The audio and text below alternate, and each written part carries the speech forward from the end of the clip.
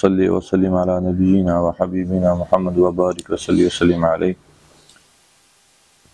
بسم اللہ الرحمن الرحیم۔ قال الملأ الذین استکبروا من قومه لنخرجنک یا شعیب والذین آمنوا معک من قریتنا او لتعودن فی ملتنا قال اولو کنا کارہین۔ احباب جی قدر آج انشاءاللہ العزیز ہم قرآن کریم کے 9ویں پارے میں جو اللہ تعالیٰ نے اہم چیزیں بیان کی ہیں ان کے بارے میں تذکرہ کریں گے۔ تو جس طرح ہم نے 8ویں پارے کے آخر میں کل پڑھا تھا کہ اللہ تعالیٰ نے آخر میں چند انبیاء کا ذکر کیا ہے جن میں حضرت آدم علیہ السلام کا قصہ تھا، اور پھر اسی طرح چند اور حضرت لوط، حضرت ہود، حضرت صالح اور حضرت شعیب علیہ السلام کی باتوں کا تذکرہ کیا تھا، ان کی دعوت اور ان کی امتوں کا تذکرہ۔ تو ان کے آغاز میں ہی اللہ تعالیٰ نے حضرت شعیب علیہ السلام کے واقعے کا تذکرہ کیا کہ جب حضرت شعیب علیہ السلام نے اپنی قوم کو دین کی دعوت دی، اللہ کی دعوت دی، توحید کی دعوت دی، رسالت کی دعوت دی، تو ایک تو انہوں نے حضرت شعیب علیہ السلام کی اس دعوت کو ٹھکرایا، اللہ کی نافرمانی کی، اور دوسرا انہوں نے یہ بلائننگ کی کہ ہم حضرت شعیب علیہ السلام کو جلا وطن کر دیں گے، اپنے علاقے سے ہی نکال دیں گے، صرف اس وجہ سے کہ یہ توحید کی دعوت دینے والے ہیں، یہ اللہ کی طرف بلانے والے ہیں، یہ اللہ کی بات کرنے والے، اس وجہ سے ہم اسے اپنے علاقے سے ہی نکال دیں گے۔ اور پھر انہوں نے اس طرح حضرت شعیب علیہ السلام کے ساتھ ظلم و ستم کا ارادہ کیا، تو جس کے بدلے میں اللہ تعالیٰ نے ان پر زلزلے کا عذاب نازل کیا اور ان کو تباہ و برباد کر کے رکھ دیا۔ اور اسی طرح اس پارہ میں حضرت موسیٰ علیہ السلام کا وہ سارا واقعہ جو فرعون کی طرف ان کو بھیجنا، اس کا ذکر آتا ہے کہ ثم بعثنا من بعدہ موسیٰ بآیاتنا الی فرعون، کہ اللہ تعالیٰ نے موسیٰ علیہ السلام کو ان انبیاء کے بعد فرعون کی طرف بھیجا، اور فرعون کی طرف حضرت موسیٰ علیہ السلام جب اب گئے، ان کو جا کے اللہ تعالیٰ کی دعوت دی، ان کو دین کی دعوت دی، تو فرعون نے بھی کہا کہ تمہارے پاس کوئی نشانی ہے تو دکھاؤ، ہم کیسے تمہاری نبوت کو مان لے۔ تو اللہ تعالیٰ نے حضرت موسیٰ علیہ السلام کو جو معجزات عطا کیے تھے، موسیٰ علیہ السلام نے وہ فرعون کے سامنے رکھے، فرعون کو دکھائے۔ اللہ تعالیٰ نے موسیٰ علیہ السلام کو جو ایک معجزہ دیا تھا کہ وہ ان کے پاس جو عصا تھا، جو لاٹھی سوٹی تھی، وہ زمین پر پھینکتے تھے تو وہ عصا بن جاتا تھا، اژدہا بن جاتا تھا، سام بن جاتا تھا۔ تو انہوں نے وہی کیا کہ اپنے اس لاٹھی کو، عصا کو پھینکا تو وہ ایک سام بن گیا۔ اور پھر اسی طرح موسیٰ علیہ السلام نے دوسرا اپنا معجزہ جو دکھایا کہ اپنا ہاتھ اس طرح کر کے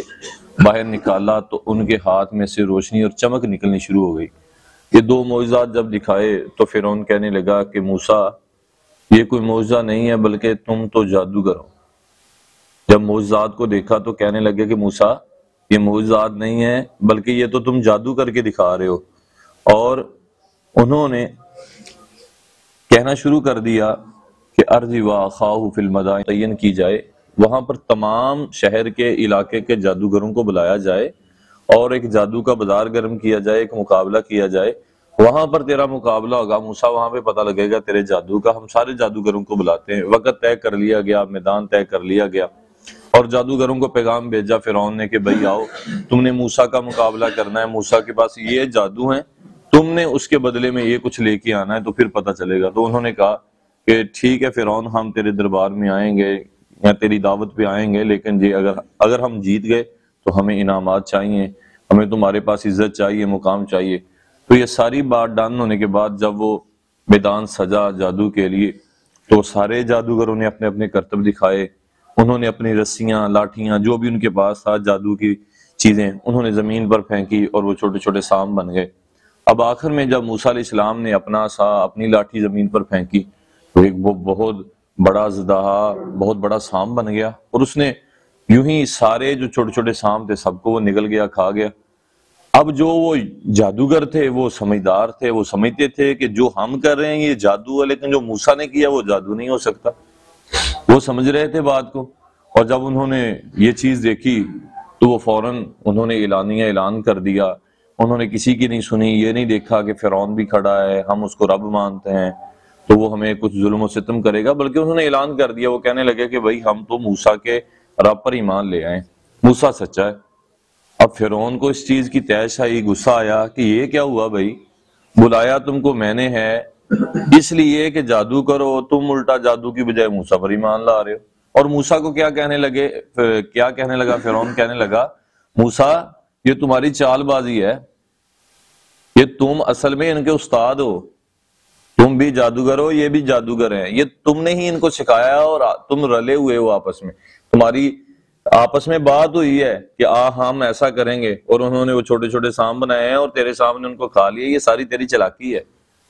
لیکن وہ جادوگر تو سمجھتے تھے کہ یہ کوئی جادو نہیں ہے، تو واقعی کو معجزہ ہے۔ اب فرعون نے ان جادوگروں کو بھی ڈرایا دھمکایا کہ میں تمہیں مار دوں گا، میں تمہارے ہاتھ پاؤں کاٹ دوں گا، ہاتھ پاؤں پچھلی سمت کر دوں گا، عجیب و غریب ان کو ڈرایا دھمکایا۔ لیکن انہوں نے کہا کہ اب فرعون تو جو مرضی کر، ہم ایمان لانے والے، ہم ایمان لا چکے، ہمیں جو سمجھ آیا ہے ہم وہی کریں گے۔ تو اسی طرح پھر جب یہ چیز ہوئی کہ سردار بھی وہ بھی ایمان لے آئے، جادوگر بھی، اور جب یہ چیزیں فرعون نے دیکھی تو فرعون اور غصے میں آ گیا اور اس کو تیش آئی، تو پھر جو قبطی سردار تھے اور فرعون تھا، انہوں نے بنی اسرائیل پر اور ظلم کرنا شروع کر دیے، ان کو اور ستانا شروع کر دیا، تو جس کی وجہ سے بنی اسرائیلی جو تھے وہ ان قبطیوں سے اور فرعون سے بہت زیادہ تنگ آ چکے تھے۔ دراصل بنی اسرائیل جو تھے یہ حضرت یوسف علیہ السلام، یہ ان کے بھائی اور ان کے والد ادھر مصر کی طرف آئے، اور ان کے ساتھ جو لوگ تھے، جو قوم تھی، وہ ادھر آ گئی ساتھ میں، اور پھر وہ وہاں پر بسر ہونے لگی۔ تو ایک وقت آیا کہ فرعون نے ان کو اپنی حکومت میں لے لیا، فرعون نے ان پر اپنا ان کو اپنا غلام بنا لیا، تو یہ وہی بنی اسرائیل یہاں پر زندگی بسر کر رہی۔ اب حضرت موسیٰ علیہ السلام چاہتے تھے کہ میں فرعون کے قبضے سے بنی اسرائیل کو چھڑا لوں، ان کو آزاد کروا لوں۔ تو اب اللہ تعالیٰ نے ان ساری قوموں پر اتنے عذابوں کو نازل کیا کہ جب بھی کوئی نہ کوئی ان پر عذاب آتا، کبھی ٹڈیوں کا عذاب، کبھی بارشوں کا عذاب، کبھی آندھیوں کا عذاب، تو یہ موسیٰ کو کہتے کہ موسیٰ اللہ کا عذاب آ گیا، اب تو دعا کر دے، تیرے دعا کرنے سے یہ عذاب ٹل جائے گا۔ تو موسیٰ اور ساتھ یہ بھی کہتے کہ موسیٰ تو دعا کر دے، تیرے دعا کرنے کی وجہ سے عذاب ٹل جائے گا، جیسے ہی عذاب جائے گا ہم ایمان لے آئیں گے۔ لیکن جیسے ہی موسیٰ علیہ السلام دعا کرتے، عذاب چلا جاتا تو وہ پھر ایمان سے بھاگ جاتے، ایمان پھر نہ لاتے، اور ایسے ہی ان کی یہ کرتوتیں، یہ کام چلتے رہے۔ اور پھر آخر کار اللہ تعالیٰ نے حضرت موسیٰ علیہ السلام اور بنی اسرائیل کو نجات دینی تھی، اللہ تعالیٰ نے موسیٰ علیہ السلام کو حکم کیا کہ موسیٰ تو اس طرح کر، راتوں رات اپنی قوم کو لے، بنی اسرائیل کو لے، اور لے کر یہاں سے نکل جا۔ تو جیسے ہی حضرت موسیٰ علیہ السلام اپنی قوم کو لے کے نکلے، مشہور واقعہ آپ سنتے رہتے ہیں، تو فرعون کو بھی اس چیز کا پتہ چلا، وہ بھی اپنے فوج کو لے کے، واریوں کو لے کے موسیٰ علیہ السلام کا پیچھا کرتا ہوا نکلا۔ تو رستے میں وہ ایک دریا، اس کو عبور کرنا مشکل تھا، آگے دریا تھا، پیچھے فرعون کی قوم تھی، وہاں پر بھی اللہ تعالیٰ نے موسیٰ علیہ السلام کو نجات دی، بنی اسرائیل کو نجات دی۔ موسیٰ علیہ السلام نے اللہ سے رابطہ کیا کہ اللہ اب تیرا سہارا ہے، تو ہی بچانے والا ہے۔ تو اللہ تعالیٰ نے موسیٰ علیہ السلام کو حکم دیا کہ اپنا عصا، اپنی سوٹی، اپنی لاٹھی جو ہے یہ زمین پر پھینک دے، اور وہ پھینکنے کی وجہ سے، وہ پانی مارنے کی وجہ سے اللہ تعالیٰ نے وہاں پر رستے بنا دیے، اور موسیٰ علیہ السلام اور بنی اسرائیل اس دریا کو عبور کر کے نجات حاصل کر گئے۔ اور جب فرعون کی قوم نے، ان کی فوج نے انہی کا پیچھا کرتے اسی دریا میں وہ کودے، وہی سڑکوں پر جا رہے تھے، تو اللہ تعالیٰ نے دوبارہ ان رستوں کو ختم کر کے ان کو تباہ و برباد کر دیا۔ اور جب اللہ تعالیٰ نے بنی اسرائیل کو نجات دی، تو جیسے یہ بنی اسرائیل وہاں پر گئے اور جاتے ہی انہوں نے کام شروع کر دیے، لوگ جو تھے وہاں پر بچڑوں کی پوجا کرتے تھے، چھوٹے چھوٹے بت بنا کے بیٹھے تھے، تو انہوں نے بھی کہنا شروع کر دیا کہ موسیٰ ہمیں بھی چاہیے، ہم بھی اپنا ایک بت بنا لیں، ہم بھی پوجا کیا کریں۔ تو موسیٰ علیہ السلام نے ان کو بڑا ڈانٹا کہ اللہ کے بندو، اللہ کی پوجا کرو، اللہ کو مانو، اللہ نے تمہیں نجات دی ہے اتنے بڑے ظالموں سے، اور تم ایسی باتیں کر رہے۔ اب موسیٰ علیہ السلام جو تھے وہ کوہ طور پر گئے، اور پیچھے سے ان ظالموں نے ایک بچڑا بنا لیا، اور انہوں نے پیچھے سے بچڑے کی پوجا شروع کر دی۔ جب موسیٰ علیہ السلام واپس لوٹے تو دیکھا کہ یہ اللہ کے ساتھ شرک کر رہے ہیں، اور وہی اللہ نے ان کو نجات دی ہے، اور اسی اللہ کے ساتھ یہ شرک کر رہے ہیں اور بچڑے کی پوجا کر رہے ہیں۔ تو اللہ تعالیٰ نے ان سے ناراضگی کا اظہار کیا، نافرمانی کی انہوں نے اللہ کی۔ تو موسیٰ علیہ السلام نے 70 لوگ ان کے لیے اور کوئی طور پر چلے گئے توبہ کے لیے، اور وہاں پر توبہ کے لیے گئے۔ اور پھر اسی طرح اس کے بعد موسیٰ علیہ السلام کو اللہ تعالیٰ نے تورات عطا کی، تو ان لوگوں نے تورات کا بھی انکار کرنا شروع کر دیا، تورات کی باتوں کو نہ ماننے کا انکار کیا کہ ہم مانیں گے نہیں ان باتوں کو، اور ساتھ میں کہا کہ تورات کو ہم تب مانیں گے کہ جب تک ہم خود اللہ کو نہ دیکھ لیں۔ ہم دیکھیں تو صحیح کہ اللہ کون ہے، موسیٰ کیسے تم سے کلام کرتا ہے اللہ، ہم بھی اپنی آنکھوں سے دیکھیں گے تو پھر تورات کو مان لیں گے، پھر اللہ کی بات کو مانیں گے۔ تو اسی طرح اللہ تعالیٰ نے ان کے اوپر کوئی طور کو معلق کر دیا، یعنی کوئی طور جو تھا اس کو اس طرح زمین اور آسمان کے درمیان اللہ تعالیٰ نے لٹکا دیا، اور وہ ان کے سروں پر تھا کہ اگر تم تورات کی بات کو نہ مانو گے تو یہ تم پر گرا دیا جائے گا۔ اب یہ اس کے ڈر سے ماننا شروع کر دیے، کہنا شروع کر دیا کہ جی ہم مانیں گے، اور پھر وعدہ بھی انہوں نے کیا کہ ہاں ہم تورات کو مانیں گے، جس طرح اللہ کا حکم آیا ہم اس کو مانیں گے، اور یہ ساری باتیں ان کی تھی۔ اور پھر اللہ تعالیٰ نے سورۃ اعراف کے آخر میں جو چیز بیان کی، اللہ تعالیٰ کہتے ہیں کہ وہ لوگ جو اس طرح کے کام کرتے ہیں، دین سے بیداری والے کام کرتے ہیں، ان کی مثال اس طرح سے دی ہے کہ اولئک کالانعام بل هو اضل، کہ وہ لوگ جانوروں جیسے ہیں، جانوروں سے بھی بدتر ہیں۔ کہ اللہ تعالیٰ نے ان کو انسان بنایا ہے، عقل دی ہے، شعور دیا ہے، اس کے باوجود صحت دی ہے، ہر چیز کا پتہ ہے، یہ اچھائی ہے، یہ برائی ہے، یہ اللہ کا دین ہے، یہ اللہ کی نافرمانی ہے، سب کچھ ہونے کے باوجود وہ اللہ کی نافرمانی کرتے ہیں۔ تو ایسے لوگ یا تو جانور ہیں یا جانوروں سے بھی بدتر ہیں۔ تو اللہ تعالیٰ ہمیں معاف فرمائے اور اللہ تعالیٰ ہمیں سمجھنے کی توفیق دے۔ اور آخر میں سورۃ الانفال ہے، انفال مدنی سورت ہے، اور اس میں جنگ بدر جو ہے اس کی چیزوں کو بیان کیا گیا، اور یہ جنگ بدر کے بعد نازل ہوئی۔ تو اللہ تعالیٰ کیونکہ سورۃ انفال کا معنی ہوتا ہے مال غنیمت، تو جنگ بدر کے بعد مال غنیمت میں آپس میں بحث مباحثہ ہوا، اختلاف ہوا، تو اللہ تعالیٰ نے اس کے بارے میں سورۃ انفال کو نازل کیا کہ یسألونک عن الانفال، کہ یہ تمہارے سے مال غنیمت کے بارے میں سوال کرتے ہیں، اور ان کو بتا دو کہ مال غنیمت کے بارے میں اللہ اور اللہ کے رسول آپ سے بہتر جانتے ہیں۔ جو بھی مال کی تقسیم ہے وہ اللہ اور اس کا رسول جو ہے وہ تمہارے لیے بہتر جانتا ہے۔ اور جو دوسری چیز اللہ تعالیٰ نے بیان کی، اللہ تعالیٰ نے یہ چیز بیان کی کہ آپس میں لڑائی جھگڑا